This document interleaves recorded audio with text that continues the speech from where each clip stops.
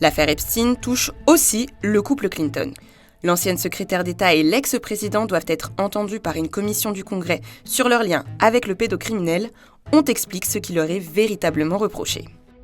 Si le nom de Bill Clinton a plusieurs fois été mentionné dans l'affaire Epstein, une nouvelle série de documents divulgués en décembre par le ministère américain de la Justice a remis un coup de projecteur sur l'ancien président. Plus de 3 millions de documents, photos et vidéos liés au criminel sexuel qui s'est suicidé en prison en 2019 ont été publiés.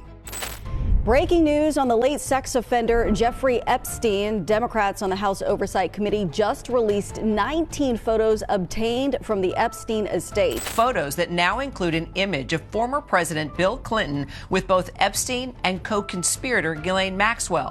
It was not immediately clear when or where they were taken or by whom for that matter.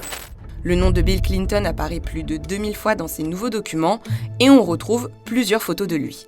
L'une le montre en train de se baigner dans un jacuzzi à côté d'une jeune femme dont le visage a été masqué, et donc une potentielle victime du pédocriminel. Il apparaît aussi dans une piscine avec Ghislaine Maxwell, la compagne de Jeffrey Epstein, ou encore à bord d'un avion avec une femme assise près de lui et également caviardée. Le problème est que ces photos ont été publiées sans aucun contexte, c'est-à-dire que ni les dates ni les lieux n'ont été communiqués. Les liens entre les Clinton et Jeffrey Epstein ne sont néanmoins pas nouveaux. Le milliardaire a financé une partie de la campagne de Bill pour la présidentielle de 1992 et a fait une donation pour celle d'Hillary en 2000 lorsqu'elle était candidate au poste de sénatrice de l'État de New York. L'ancien président apparaît régulièrement dans ces fichiers sans qu'il y ait néanmoins de preuves que le couple ait été impliqué dans des activités illégales. Bill Clinton a par ailleurs reconnu avoir plusieurs fois utilisé le jet privé du pédocriminel entre 2002 et 2003 dans le cadre du travail pour sa fondation. Néanmoins, celui-ci déclare ne l'avoir utilisé que 4 fois, alors que la presse américaine a décompté au moins 16 voyages de l'ancien président. Un décompte fait à partir des carnets de vol du Lolita Express, nom attribué au jet privé d'Epstein en raison des jeunes filles qu'il empruntait pour son réseau de trafic sexuel.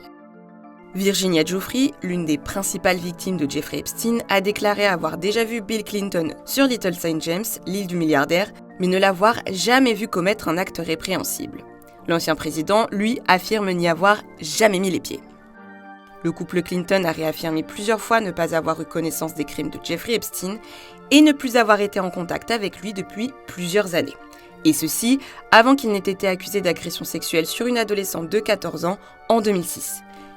Il finira d'ailleurs par plaider coupable et sera condamné à 18 mois de prison pour sollicitation de prostitution et incitation de mineurs à la prostitution.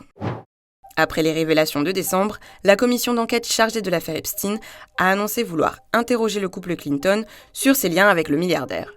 Ces derniers ont d'abord refusé la convocation avant de finalement accepter de témoigner. We can confirm we have 5 more depositions in the book scheduled for the Epstein investigation.